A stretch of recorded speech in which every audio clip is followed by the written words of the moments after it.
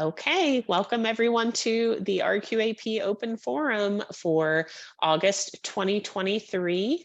And I'm just going to go ahead and hand things over to Kara Harrison, who is the current chair of the Council on Professional Registration.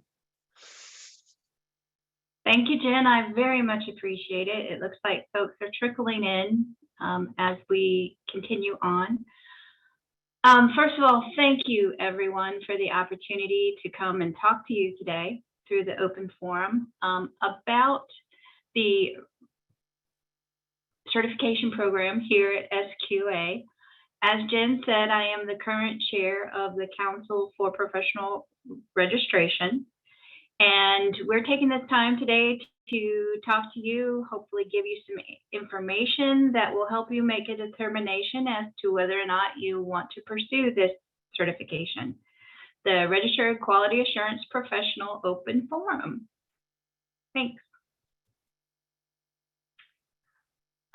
Let's talk a little bit about where we are today with the RQAP program. For those of you on the phone, you're probably aware that we have had this certification program now for, I think it's been 13 years, 15 years. The GLP started in 1997 and GCP started in 2007. Okay, so quite a long history with this. Currently, GCP professionals, 257, and GLP, 553. We also have a number of unicorns who have both certifications, 21 of those. It's, a challenging exam. The average passing rate for the life of the exam so far has been in the 70s. GCP is 71% of participants. 73% for GLP. And so far, the average number of candidates, as you can see here, we have a lot more GLP than we do GCP, 69 GLPers and 47 GCPers.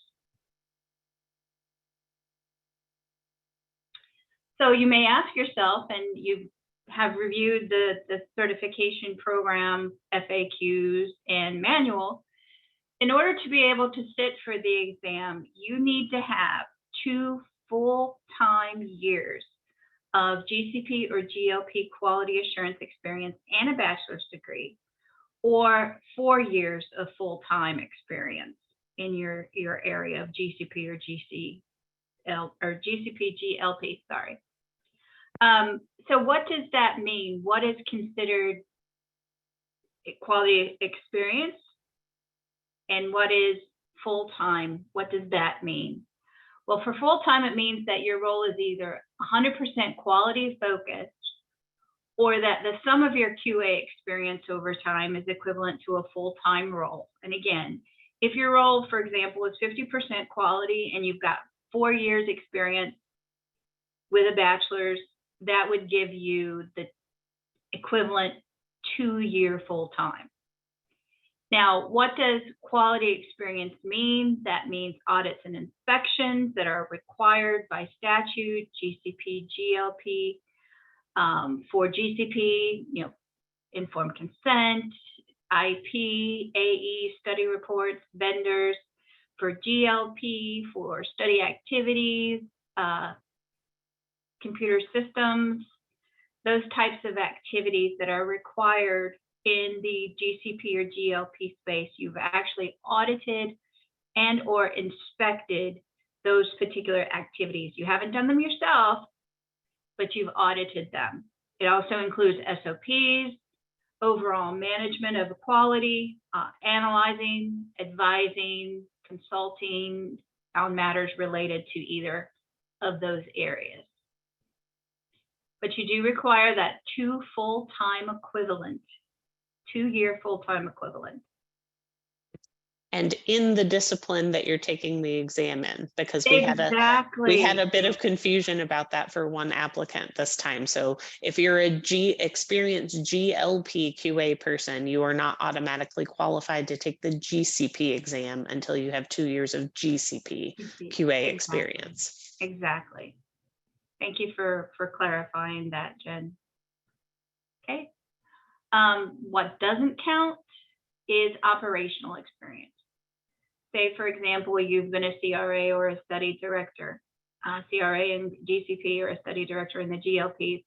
Great experience, absolutely. Is it quality, however? No, it is operational.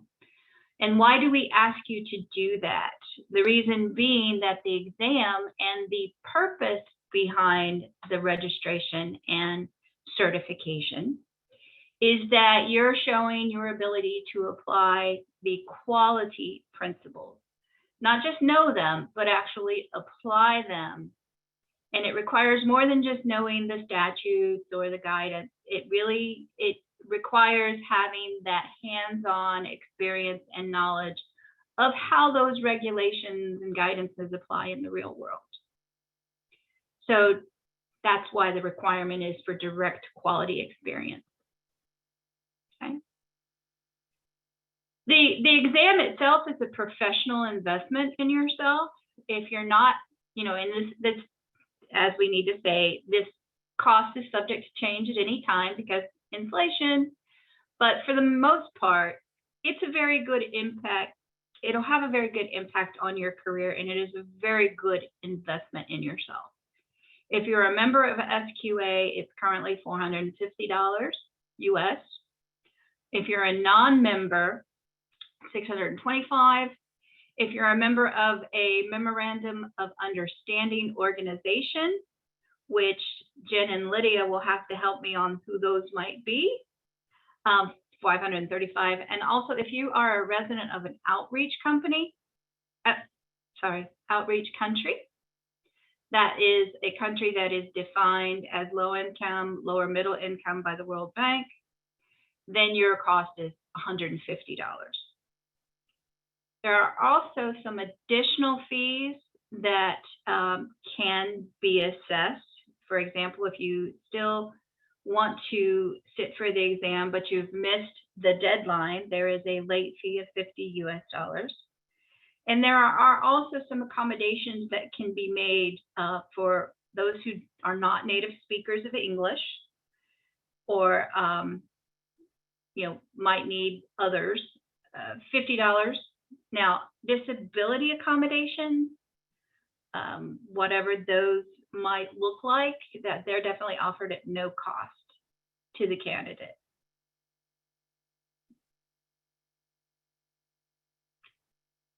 Currently, the options for delivery of exam are either physically going into a testing center or having a proctored exam as you take it online. Now, the proctored exam does require some additional needs and requirements, not only for the technology that's available, but the testing space and the connections. There are some caveats for non-native speakers, and it also is not possible in some countries because of restrictions or technology. So if any of these would apply to you, you would probably be best to reach out to Jen or Lydia or anyone on the committee to ask for information. So you may ask yourself, what's the big deal about the RQAP exam, and who decides what goes on the exam, and how is it created? Well, that's a very good question. We actually have exam committees for each area. We're currently one for GCP and one for GLP. We sit down. The membership cost for SQA is, we will address that question after we finish. It's also available on the SQA website.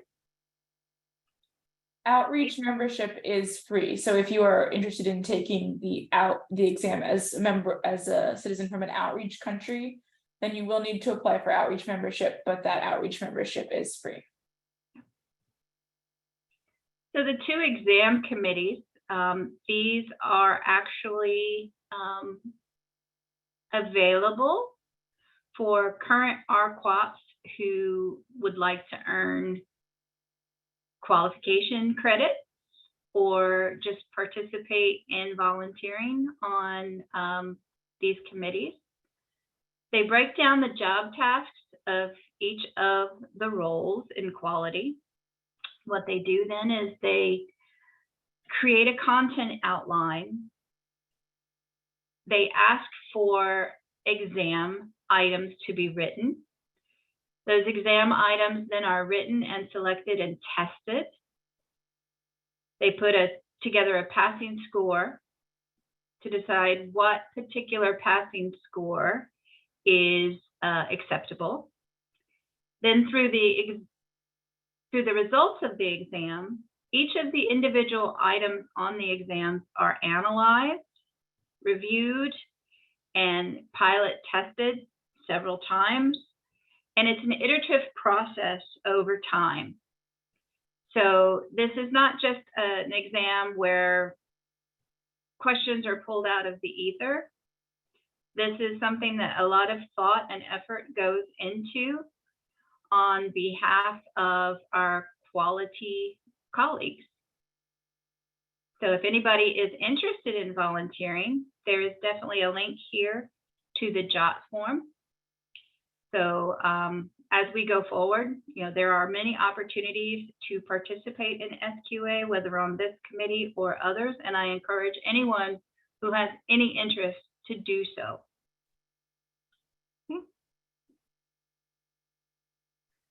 Once you obtain your registration and your certification here, you will need to, you will need to re-register every 3 years. The requirement to maintain your registration is 48 units every 3 years. 24 of those, or half of those, needs to be your discipline specific. So if you have your RQAP GCP, 24 of your re-registration units need to be in GCP. We've tried to make it easy and have, the last few years, changed. 1 hour of education equals 1 unit. There are various number of activities, different kinds, and they don't all have to be SQA provided units. They can be SOCRA, RA, the RAPs, Regulatory Affairs Professionals. They can be any type of professional training opportunity. We encourage people to look into it and submit everything online. A lot of the SQA provided registrations or certification awards are already determined and are automatically provided when you submit your online registration. But if you go ahead and submit those things that are not already pre-approved, that allows us an opportunity to look at it and give you the credit. If we do that and need to get additional information, say perhaps you have some online training, perhaps you went to a workshop at a local chapter, we will reach back out to you for more information.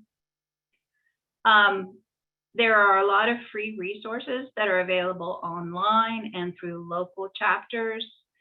You do not necessarily have to go to a formal annual conference to obtain your re-registration credits, believe me. It's a little bit harder and takes a little bit more time and research, but it can be done. For example, some of the no or low cost re-registration activities that you can find are some in-house training, perhaps provided by your organization. It depends on what that training is. Perhaps you might want to present a webinar or a conference. SQA's webinars are free to members for the most part. There are opportunities, as I said earlier, about serving on a committee or a board. You can serve on volunteer committees, you can write and publish articles, you can participate in the mentoring program, which I personally have as a mentor and enjoyed tremendously. You can help us when we review conference abstracts. You can help design some of the exam questions. There are a number of really low cost, no cost they're out there. Believe me, you can do this. Next slide, please. Well, I was going to just point out that the volunteer committee or specialty section, if it's a volunteer, it's not just being part of the committee, you have to be in a leadership role. So it's chair or vice chair of those.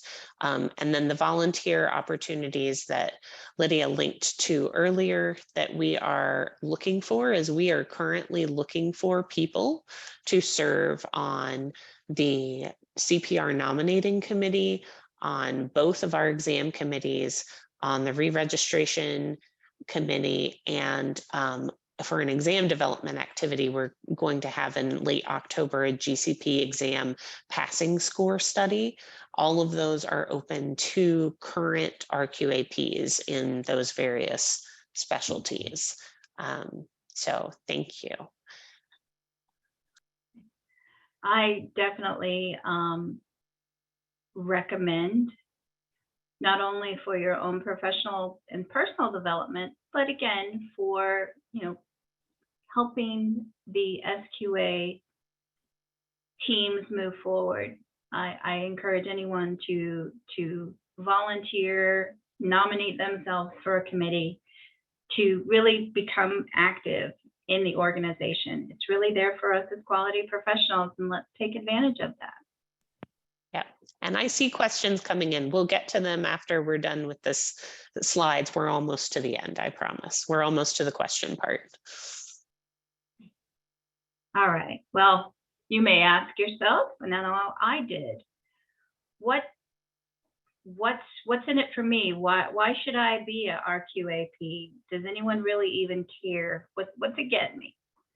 Well, RQAP program did a survey of management, managers, VPs, others and above, and actually had a pretty good response rate of 210 respondents. And what did they say? They said that the top benefits for their QA group is it confirms that a person has the working knowledge of the regulations and the tasks. They know how to apply the regulations to the real world. It's a good goal for employees to continue their professional growth and knowledge. It contributes to a strong, knowledgeable, and reliable function within their organization. It helps clients be more confident that, hey, we do know what we're doing in quality. And it provides justification and helps keep our employees trained and well educated.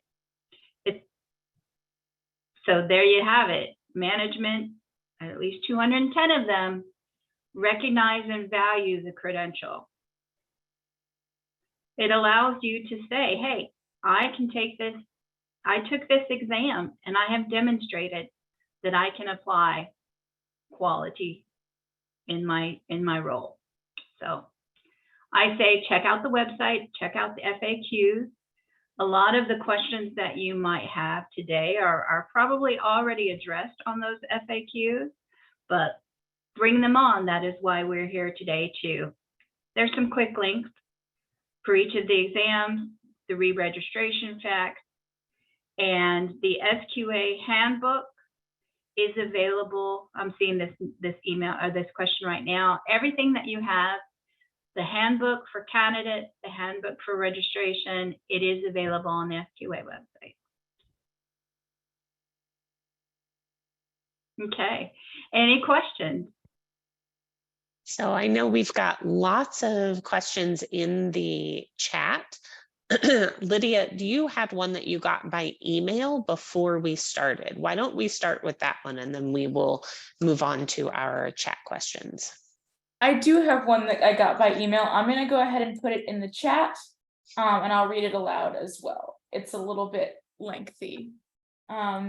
This person says, I would like to take the GCP exam. However, my relevant background is such: test facility manager in an in vivo GLP facility for 9 years, certified lead GLP and ISO 9001 auditor, audited multiple manufacturing sites, laboratories, including bioanalytical method validation audits.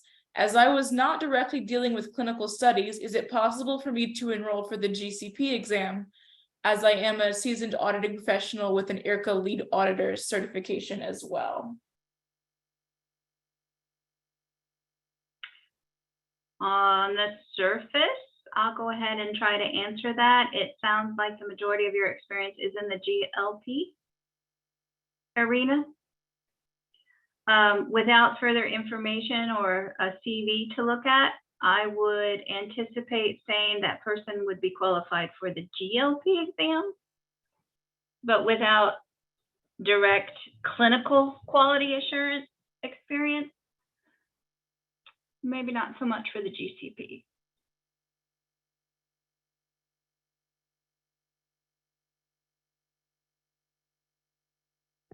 Okay, then let's go back up to the questions that we got. I think we've already answered. There was I got a question earlier about if the slides will be shared.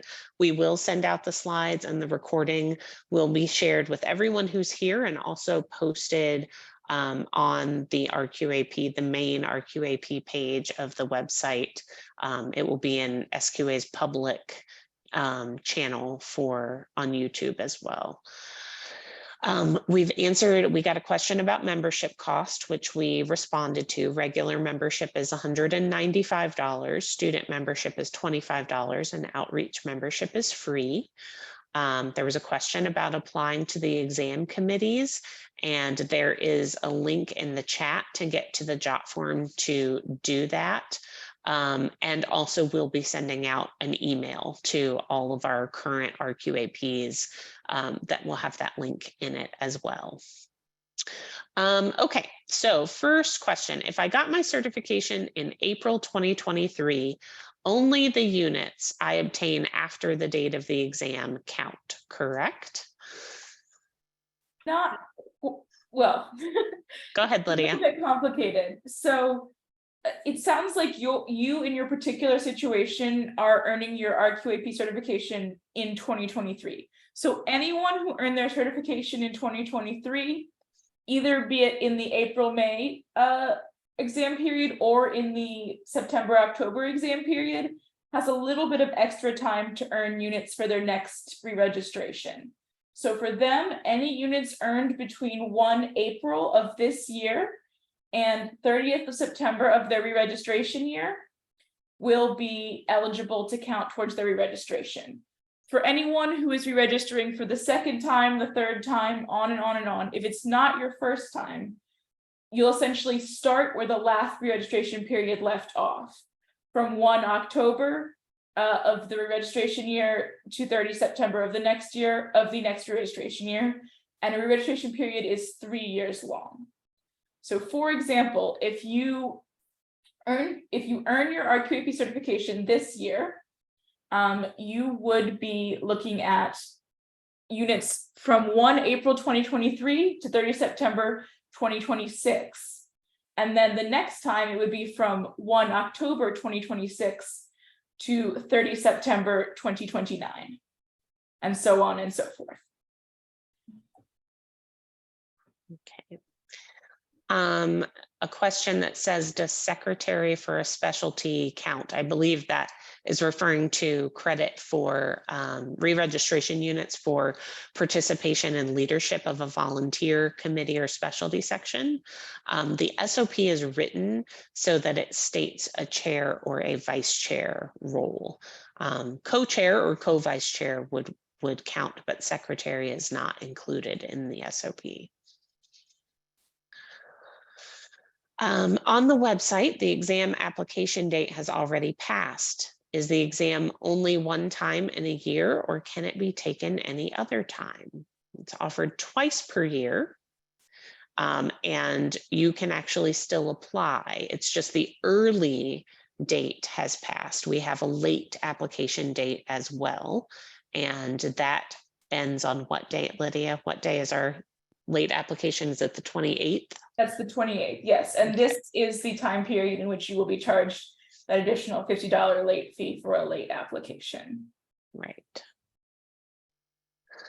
There was a question about the candidate handbook, which is publicly available on the website. If you go to either the GCP or the GLP exam website, there is a link to the candidate handbook on those websites.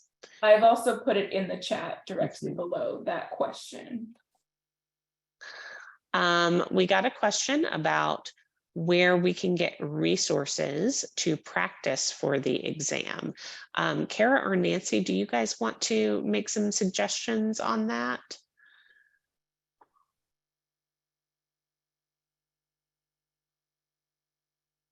Nancy, before I jump in, did you want to?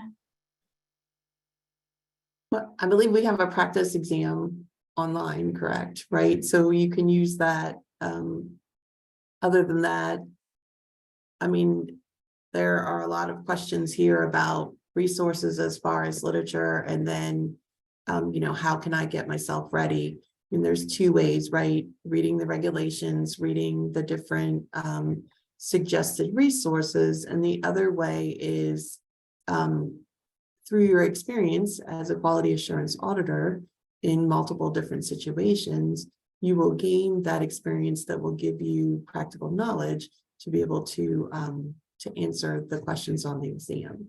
So that's the other way. You know, that's why we require a certain amount of experience, because there is some practical knowledge that goes along with the being successful on the exam. Kara, did you have anything to add? I would encourage those of us who participate in the mentoring program to, you know, use the resources of your mentor and pick their brains on some of the things that perhaps they have found useful over their career and in their own particular preparations.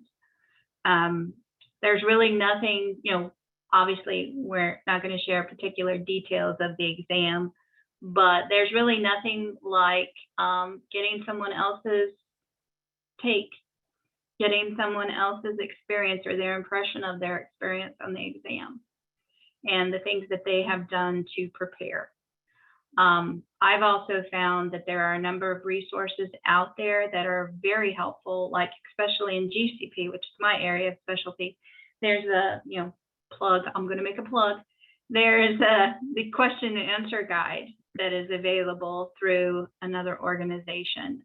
It's the paper ones used to be this thick. Now it's available online. Pretty much any question that you can think of in the GCP arena and application is published in that book. So I always recommend, especially newbies, go and check that out. We also have new candidate communities on SQA Connect that are open to anyone who wants to join them. You do not have to be a member. You do not have to be registered for the exam. You can just join. And we sometimes get people who are looking for others to make a study plan with to help you stay accountable as you're studying the references. You'll see people ask about that. We have organized study groups in the past. That is kind of sporadic because it depends on us having volunteers who have the time to dedicate to it. But we do have recordings of past study groups, and we are happy to add you to the SQA Online Learning Center course that holds the recordings for the study groups. If you just email us at rqap@sqa.org and ask to be added to the GCP or the GLP study group recordings, we can do that for you. So I think that is most of our recommendations for preparing. We do have options on if you apply for the mentoring program, you're thinking about taking the exam maybe next spring or even a year from now, the following fall, and you apply for the mentoring program, there is an option to click on there that you're interested in help preparing for the exams. So that is definitely a good option. There is a question about including GMP into the SQA exam. We are at the very, very beginning of exploring this. Developing exams is extremely expensive, and it takes a lot of time and a lot of volunteer hours. If you are a GMP expert and you are interested in potentially helping to develop a GMP exam, please email us at rqap@sqa.org. We are looking for volunteer subject matter experts right now, and we would love to include you. Ooh, Tammy has her hand up. Tammy, go ahead. I just wanted to share that as a GLP person, when I was studying for the RQAP exam, I did find the comparison chart. So it's FDA, EPA, and the OECD GLP comparison chart, which was very helpful to me. And I can share the link to that in the chat. That would be great. Thank you. Mm-hmm. I've definitely seen that recommendation before as well. John, I think we've covered your question, and Makarand as well, about what other things to study and how to prepare. So, and then we go to candidate handbook has study resources. However, can we specifically consider any study materials? I think we've addressed all of the preparation. Okay, is the practice exam offered as only one version, or are there several versions that may be purchased? There is only one version of each practice exam. When you purchase the practice exam, you have up to 3 opportunities to take the exam. The practice exam, and your access does end after 1 year after your purchase date, but you can purchase it again if you would like. And to be clear, those 3 attempts are 3 attempts at the same questions. We've had some people be confused by that. It is the same set of questions, but you just have the opportunity to try it 3 times. Right. Do courses colleges offered through SQA count toward relevant experience for exam qualification? So you need to look at the specific course you're taking. So I assume you're talking about quality college courses, and we also have online learning courses.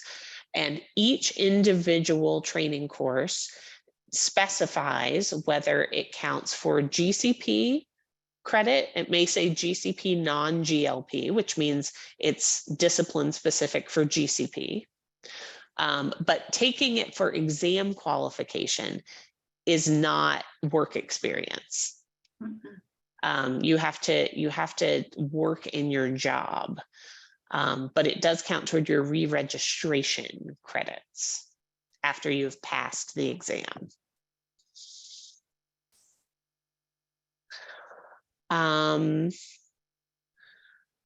Okay, I do not yet qualify via experience to take the GCP. Is there a benefit to being an SQA member for a time period prior to taking the exam? And does SQA membership count toward GCP education? So again, it doesn't count towards your work experience that's required for exam eligibility, but I will let our CPR members chime in about if they think there's a benefit to being a member before you take the exam. Absolutely. There's educational opportunities, even though it doesn't give you the on-the-job experience that you need to qualify to sit for the exam. The networking, the information will help you in your role and in your professional development. To me, it's invaluable. And the QA folks have to stick together regardless of what area of focus, and having a tribe, so to speak, to rely on for those sanity checks that we all need on a regular basis, to me, is well worth the price of admission. Yeah, as we mentioned, the mentoring program before, that's a benefit of SQA membership. So you can't participate in the mentoring program if you're not a member. We mentioned our specialty sections. There's a clinical specialty section, there's a GLP specialty section, and those are basically discussion groups about those topics. So people will come to the group with questions, they will come to the group with topics they want to discuss with others in that field. They usually have both regular Zoom meetings as well as an ongoing online discussion group. And those are members only benefits to join those specialty sections. They're not specific to the exam, but they're specific to the topic that they're about. Kara, people want to know the name of the Q&A book that you talked about earlier. Yeah, I put it in the chat. It's Okay. the Barnett International GCP Q&A Okay. guide. Does annual CITI GCP training count for re-registration units? Absolutely. You have to submit it via the self-reported learning. And I don't know how frequently you can claim it. It may be only once every re-registration period that we would give credit for the same course.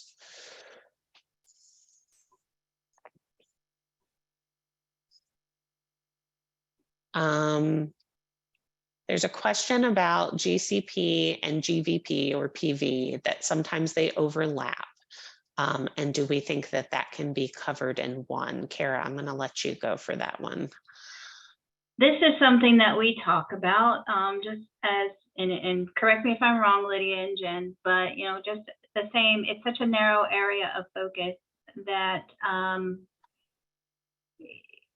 as with GMP, there needs to be enough of an interest. I do agree with you that there is some overlap depending upon the phase of development that events need to be reported, and it is an area of specialty.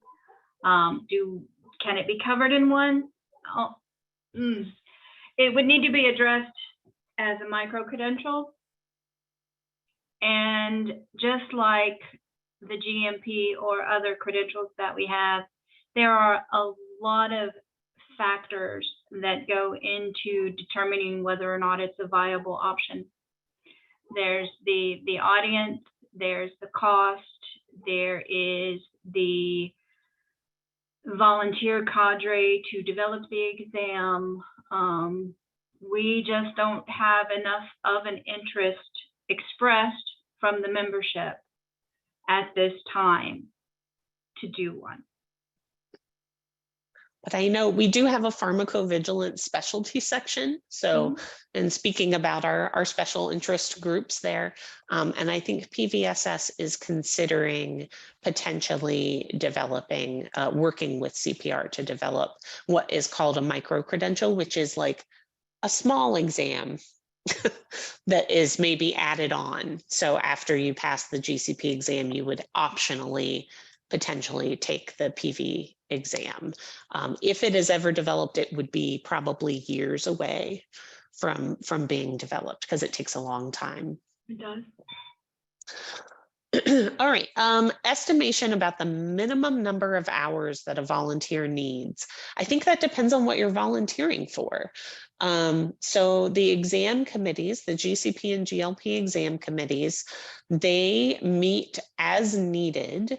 Typically, I would say 4 to 6 times per year.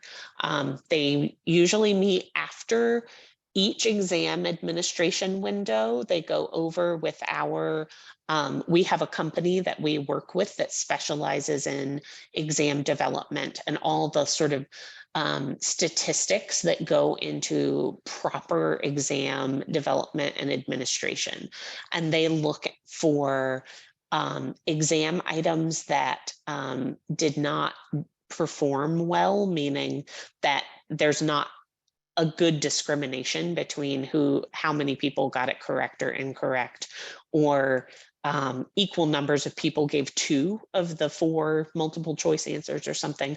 That doesn't happen very often, but every now and then they have to review an item and just make sure that it is still statistically valid.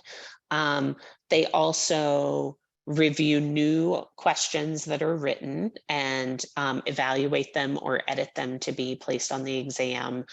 They have to meet periodically to discuss setting a new passing score for a brand new form of the exam. They have to meet periodically to review a new form of the exam to make sure that there aren't some questions whose answers give away the answer to a different question, which is called item enemies. So they do work hard, but it's not a regular thing. It's, you know, like I said, 4 to 6 meetings per year that are scheduled as needed. The re-registration committee, most of that is work on your own time.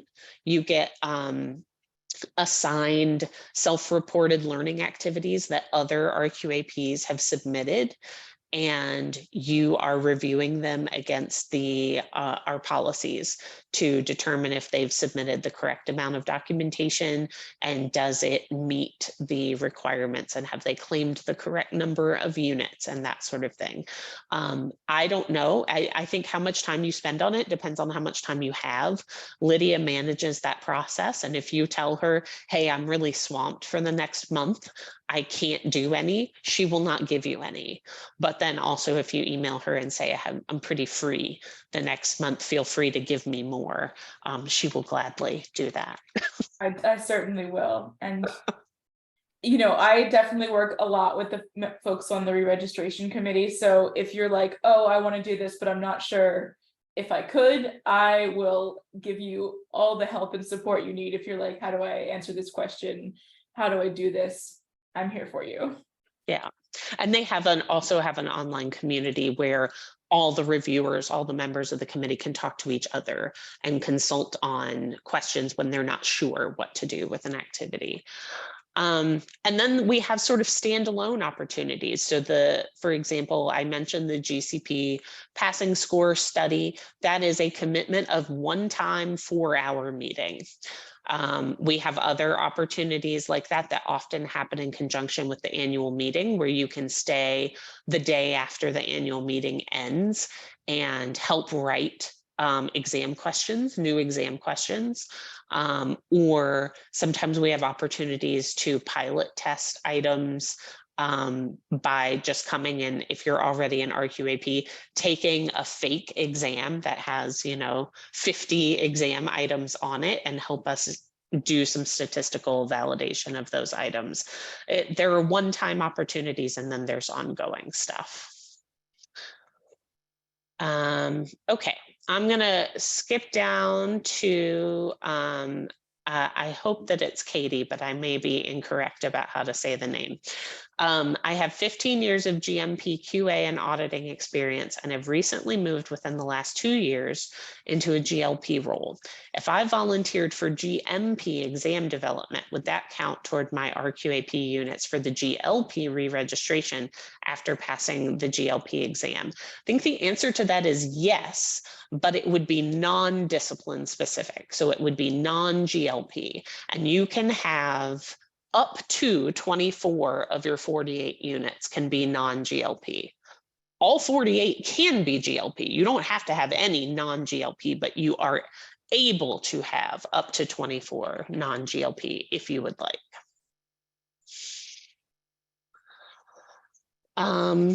A question about study and prep materials located in one place on the SQA website, like the link for the practice exam, PDFs of the preambles, PDFs of the regulations, etc. So the FDA website can be cumbersome to navigate, and it's very challenging because they change their links all the time. So every time we put up a link to something, it seems like it changes. Yeah. My guys, consistency would be wonderful. Right. So Lydia did answer this, that if you have questions about this, you can email rqap@sqa.org.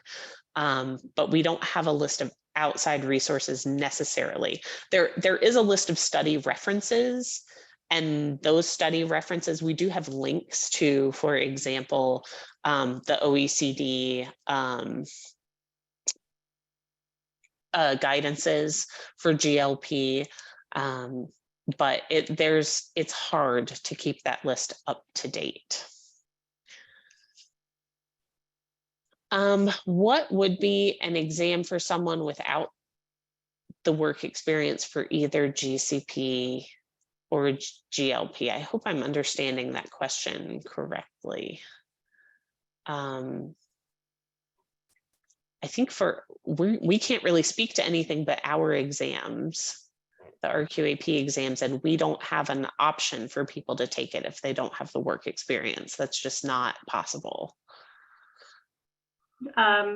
Perhaps this is an opportunity for someone. There are other organizations, let's be honest, there are other organizations out there who do provide quality-oriented certifications like ASQ or trying to think, like an ISO auditor certification or something like that. But, you know, for the purposes of SQA, the only two that we currently have are the RQAP, GCP, or GLP. So we're not equipped at this time to provide an exam for someone without those two areas of expertise. But again, there are other organizations out there who may have a certification that fit you better. Yeah, we just can't recommend them because that's a conflict, right? And we honestly haven't evaluated all of them, so wouldn't be able to honestly make a recommendation. Okay, anonymous question. What is the average time to take the exam? I don't know if we know an average time to take the exam. I can tell you how much time you're given. So if you do not have any accommodations related to extending the time of your exam, the amount of time everyone has is 3.5 hours. And it is 165 questions. Out of those questions, 150 of them are actually scored, and 15 of them are items that we're pilot testing for future exams, but you will not know which is which because they're all mixed up. And I would not know which was which if I looked at it either. So you just have to do the best that you can. If you have time at the end, there is an opportunity on the screen to flag questions. So you can click a little flag button. If you're not sure about an answer and you kind of want to come back and review it, think back to all of the standardized testing advice you've ever had about if you're struggling with something, just mark it and move on to the next one. You have an opportunity to do that here. And there's also an opportunity to write comments on specific exam questions. If you have a concern or a question about a specific exam question and you have time, I would absolutely recommend you could flag it and say, if I have time, I'm going to come back and make a comment. That would also be an acceptable use. But we have people sometimes who come to us after the fact and say, well, I didn't like one of the exam questions, but then they can't give us any details and we can't look at it. We can't do anything about it. We can't help you with that. So that's my suggestion for that. But when you get to the end of the exam, there is a review flagged item button that will take you just through the questions that you have flagged. And I see some people have commented on how long it took them. And additionally, based on feedback I've gotten from folks who take the exam, it's my general impression that most folks take the majority of the time, if not run into the end of the time. Yeah. And I will say the extended exam time, if you have a disability that needs an extended exam time, that's an option for you. And also that's one of our options for non-native English speakers is to have extended exam time. In fact, if you're hoping to take it via the OnView system, which is the doing it from your home or office, which is very cranky, I'll be honest. Like the whole process is extremely specific, extremely particular, and we have a lot of people who get kicked out of their exams because they don't meet all of the qualifications. So keep that in mind. Taking it in the exam center is a better guarantee that you'll get your exam actually finished. But if you want to do it at home and you're a non-native English speaker, requesting extra time is the only accommodation available to you. But that is an option. For October 2023, will we get our scores the day of the exam, or will there be a waiting period to get results? It's a very good question. Normally, you would get your exam results the same day. In fact, you finish the exam, especially if you're at an exam center, you'll get like a printout report of if you passed or not and how well you did in the different sections of the exam. So like in the evaluating section, in the analyzing section of the exam, that sort of thing. If you are taking a GCP exam, the GCP exam specifically in October, there will be a waiting period this time because it's a brand new exam form, which means that we still have not set what the passing score is, which is what the passing score study is supposed to be. If you're taking the GLP exam, it's not a brand new exam this time. So you'll get your scores in October on the same day. But for the GCP, you'll have to wait until the exam window is over for everybody, probably 4 to 6 weeks after that exam period has ended. And I just want to say there are, especially with OnView and in some situations, it may take like an hour or two for your score to come through. So if you don't get it immediately after finishing, don't be alarmed. But any candidate can go back if you're taking the exam, you'll get a Pearson VUE candidate ID and login. And if you go to that Pearson VUE site, there'll be a place on your Pearson dashboard to review your exam results about an hour or two after you've concluded your exam.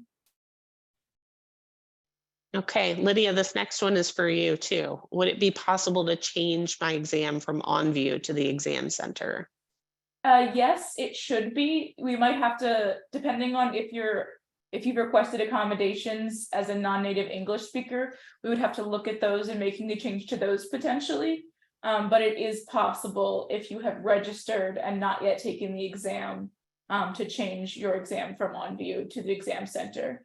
And that will, of course, also depend on the availability of exams centers and appointments in your area. Pearson VUE does have a network of exam centers in most places in the world, but depending on your location, there may be fewer options for you and they may be farther away. And the appointments may be harder to get if the exam center is very popular.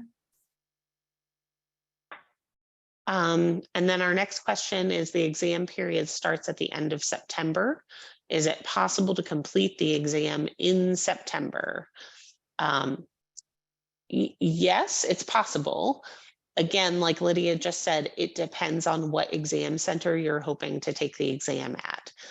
Some exam centers will have a lot of availability and you'll be able to schedule it pretty quickly.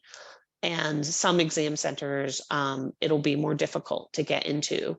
And if it's important to you to do it by the end of September and you don't mind traveling a bit further to do it, then you probably can find another exam center that has availability for you. I've just put something in the chat, and this is the SQA page on the Pearson VUE website. And if you go partway down that page under scheduling for a computer-based exam, there will be a little caret that you can use to open the VUE test centers and find seat availability section. And clicking on your exam, what that will do is take you through a simulation of the scheduling process. You won't be able to actually schedule an exam until you've been approved by the Committee on Professional Registration and registered with Pearson. But if you're interested in knowing what the current situation is around you, then you can go through that process, put in your location. it will show you what exam centers are close to your house or location, and then it will show you what the current availability is. And again, just to be clear, we do this through a contract with Pearson, and so that means that the testing centers are not reserved for us. So it may be that there are plenty of other people taking other exams in those centers, and they may take up those exam slots before you're able to register if you are still waiting for your CV to be reviewed.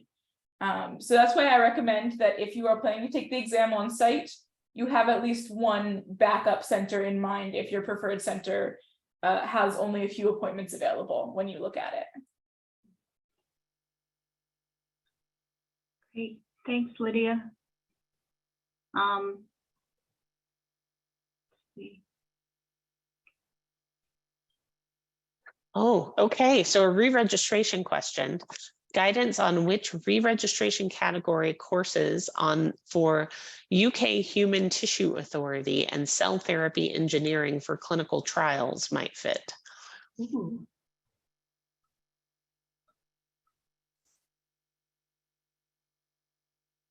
Well, if it's specific for clinical trials, I would imagine it would go into GCP.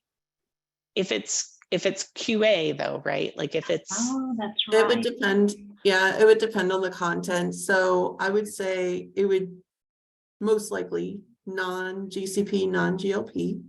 Yeah. There's a potential for GCP after the re-registration person looked over the outline that was submitted. That's why it's important to submit, when you're submitting your re-registration evaluation materials, one, something to support the amount of time that's been in class, and then also an agenda, sometimes a little bit of content if it's not a routine, I would say, training or conference that a lot of people go to, so that the registration person can make that determination. So I would say, just based on what was put in the chat, non-GCP, non-GLP, potential for GCP for part or all, if there is quality assurance topics covered during a portion or all of the conference. So that's how I would answer that one. Good point. Yeah, but typically things that are strictly scientific content are non-discipline specific. They can still be used, but usually as non-GCP or non-GLP. And Lydia has answered a question in the chat about reviewing exam applications.